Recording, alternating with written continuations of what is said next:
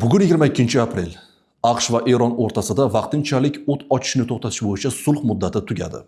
Xo'sh, endi vaziyat qanday bo'ladi?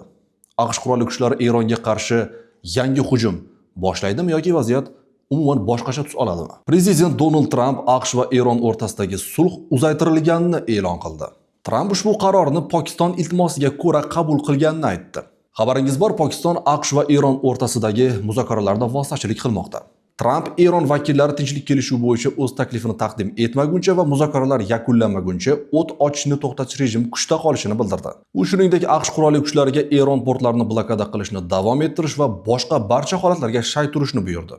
E'tiborlisi, bir necha kun oldin Trampning o'zi Eron bilan sulh uzaytirilmasligini va hujumlar davom etishini ma'lum qilgandi. Men bombardimon bo'lishini kutyapman, chunki hozir tomonlarning kayfiyati shunday deb o'ylayman. Lekin biz tayyormiz. Armiya jangga intilmoqda deb qo'shimcha qilgandi u. Ammo so'nggi voqealar shuni ko'rsatmoqdaki, AQSh rahbari sulh muddatini uzaytirdi va bu orqali qanday maqsadni ko'zlagani hozircha noma'lum.